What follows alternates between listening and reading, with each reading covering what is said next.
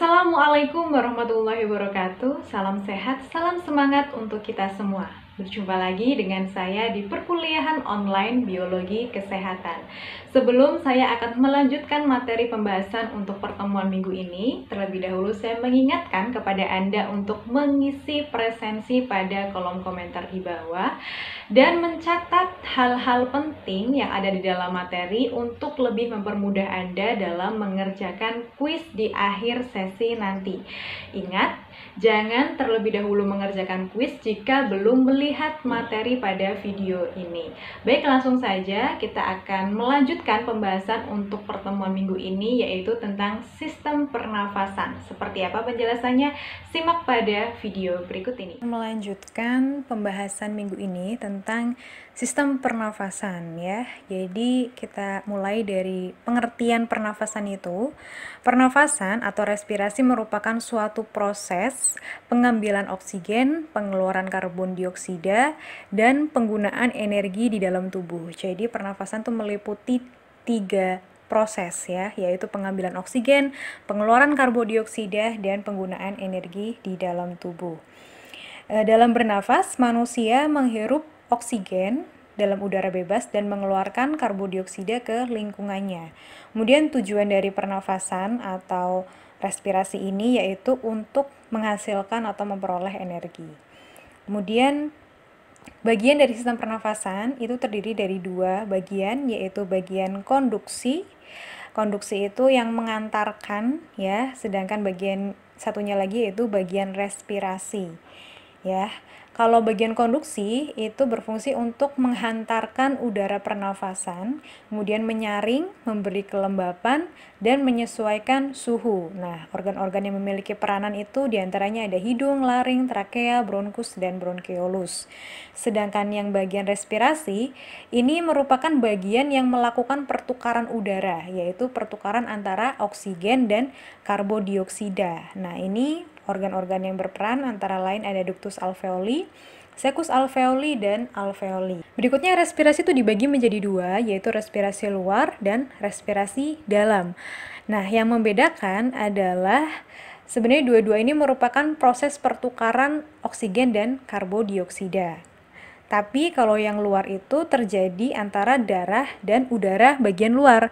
Sedangkan respirasi dalam itu terjadi di aliran darah ke sel-sel tubuh ya. Jadi kalau dalam itu terjadi di dalam darah, sel-sel tubuh di dalam tubuh, sedangkan luar itu antara darah dan udara luar.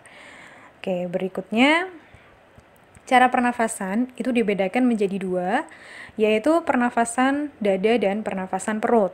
Nah, perbedaannya kalau pernafasan dada itu menggunakan otot tulang rusuk ya untuk berkontraksi, sedangkan yang pernafasan perut menggunakan otot diafragma. Kemudian pada pernafasan dada, tulang rusuknya itu terangkat ke atas, kalau perut diafragmanya datar. Kemudian pada akhir proses respirasi atau pernafasan yaitu rongga dada membesar, ini sama ya penjelasannya, yang mengakibatkan tekanan udara dalam dada kecil sehingga udara masuk ke dalam badan. Jadi ketika kita bernafas ya, maka tulang dada kita akan berkontraksi atau diafragma itu akan berkontraksi menyebabkan tulang dadanya itu menyempit sehingga tekanan udara di dalam rongga dada itu sempit yang mengakibatkan udara di dalam luar itu tekanannya lebih besar, itu akan masuk ke dalam hidung dan masuk ke dalam rongga dada kita gitu. Kemudian sistem pernafasan pada manusia terdiri dari hidung, faring, trakea, bronkus, bronkeolus, dan paru-paru. Kita akan mulai satu-satu membahasnya. Yang pertama ada hidung. Ini ada gambar ya yang menjelaskan di sini ada organ pernafasan bagian atas, ada hidung, faring, dan laring ya. Laring batasnya ini pangkal. Kemudian bagian bawah itu ada trakea, bronkus, dan paru-paru. Nah, di dalam hidung ini udara melalui proses, 3 hal proses, yaitu dihangatkan, disaring, dan dilembabkan. Nah, oleh apa saja tuh dihangatkan, disaring, dan dilembabkannya? Jadi di dalam hidung udara yang partikelnya kecil ya, itu langsung akan masuk ke faring. Sedangkan yang partikelnya besar nanti akan disaring terlebih dahulu oleh bulu-bulu hidung. Kemudian udara juga akan dilembabkan ya oleh sel goblet dan kelenjar serous. Kemudian pembuluh darah yang ada di dalam hidung juga berfungsi akan menghangatkan udara yang masuk. Kemudian ketika sudah melalui proses ini, maka udara itu akan diteruskan ke faring. Nah, fungsi utama dari faring yaitu untuk menyediakan saluran bagi udara yang keluar masuk, kemudian sebagai jalan keluar masuknya makanan dan minuman, kemudian menyediakan ruang dengung atau resonansi untuk suara. Nah, ini saluran nafas bagian atas terdiri dari laring, trakea, bronkus ya. Oke. Berikutnya ada laring. Laring ini terdiri dari tulang rawan, tadi di gambar sebelumnya sudah sempat saya jelaskan ya. Ada tulang yang bentuknya tuh pipih seperti cincin ya, yang tersusun berfungsi pada waktu proses penelanan. Di dalam laring juga terdapat selaput pita suara. Nah, pada saat penelanan itu katup pada laring akan menutup ya, sehingga makanan akan masuk. Jadi makanan itu tidak masuk ke saluran pernafasan.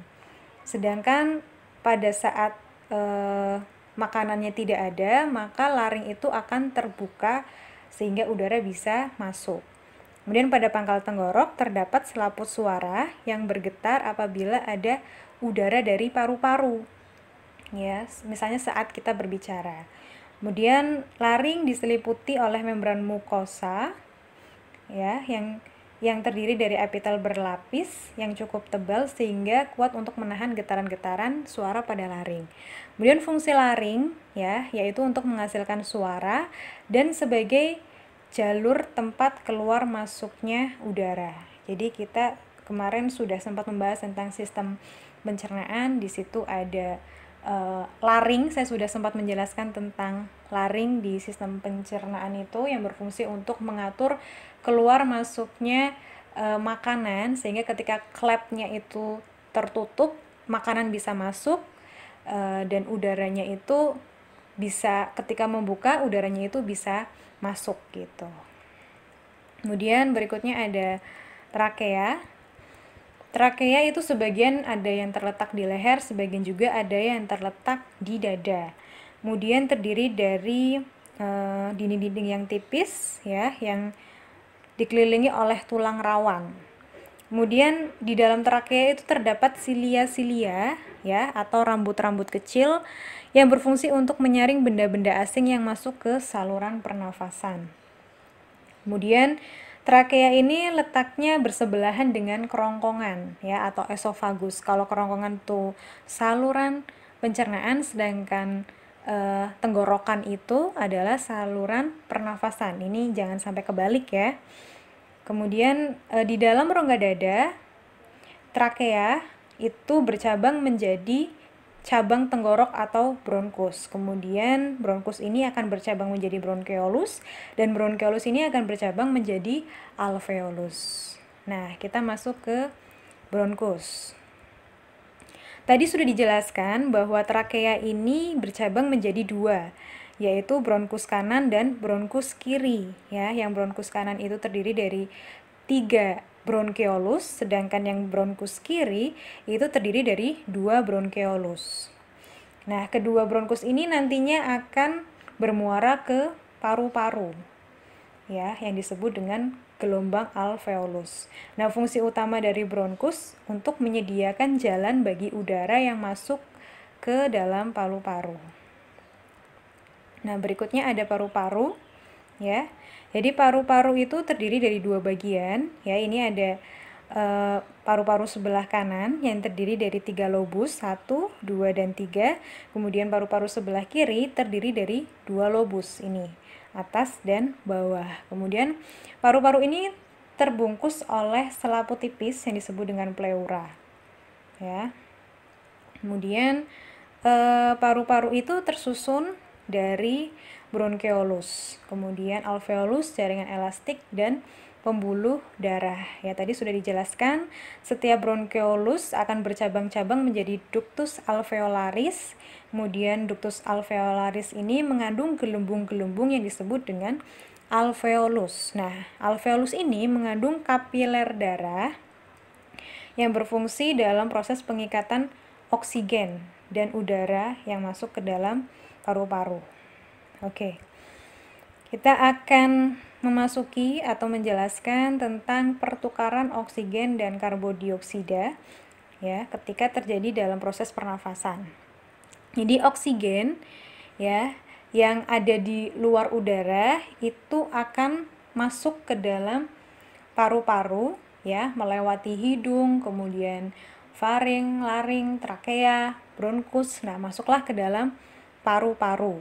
Nah, di dalam paru-paru itu kan ada kantong-kantong gelembung udara yang disebut dengan alveolus yang tadi sudah dijelaskan. Kemudian oksigen ini akan diikat oleh zat warna atau hemoglobin. Kita sudah pernah mendengarnya ya tentang hemoglobin. Nah, hemoglobin ini ada di dalam alveolus karena alveolus itu kan mengandung pembuluh darah ya kan. Kemudian oksigen akan diikat dengan hemoglobin dan diangkut ke sel-sel jaringan tubuh. Nah, proses difusi oksigen ini di dalam arteri terjadi karena adanya tekanan udara yang berbeda antara tekanan udara di dalam paru-paru dan di luar paru-paru. Kalau yang ada di dalam paru-paru itu tekanannya lebih rendah, sedangkan di luar itu, udara luar itu tekanannya lebih tinggi, sehingga udara akan masuk atau berdifusi dari tekanan yang tinggi menuju ke tekanan yang rendah menuju ke alveolus. Nah, oleh karena itu oksigen dapat masuk ke paru-paru secara difusi. Kemudian oksigen akan mengalir lewat vena pulmonalis menuju ke jantung. Ya, jadi nanti setelah oksigen itu diikat dengan hemoglobin akan masuk ke jantung. Dari jantung ini oksigen mengalir lewat arteri sistemik menuju ke jaringan tubuh ya. Nah, dari jaringan tubuh ini oksigen akhirnya dipergunakan. Nah, di jaringan tubuh juga karbodioksida akan mengalir lewat vena sistemik ke jantung. Jadi ini kebalikannya ya. Kalau oksigen itu ke jaringan untuk dipergunakan energinya, sedangkan karbodioksida itu ada di jaringan untuk masuk ke jantung. Kemudian tekanan CO2 di jaringan itu lebih tinggi dibanding vena sistemik. Kemudian dari jantung, oksigen itu akan mengalir lewat arteri pulmonalis ya, menuju ke paru-paru. Kemudian dari paru-paru, karbodioksida ini akan dilepaskan ke udara bebas. Jadi itu adalah proses pertukaran oksigen dan karbodioksida dalam proses respirasi. Kemudian berikutnya, energi dan pernafasan, bahwa energi yang dihasilkan oleh proses pernafasan itu akan digunakan untuk membentuk molekul berenergi yang disebut dengan ATP atau adenosin trifosfat ya. Kemudian ATP ini akan disimpan dalam sel dan merupakan sumber energi utama untuk aktivitas tubuh. Kemudian ATP itu berasal dari perombakan senyawa organik seperti karbohidrat, protein, dan lemak. Glukosa dari pemecahan karbohidrat dalam tubuh diubah terlebih dahulu menjadi senyawa fosfat yang dikatalis oleh bantuan enzim glukokinase. Ini kemarin di sistem pencernaan sudah dibahas ya. Glukosa ini akan dipecah dalam tubuh dan dirubah menjadi senyawa fosfat.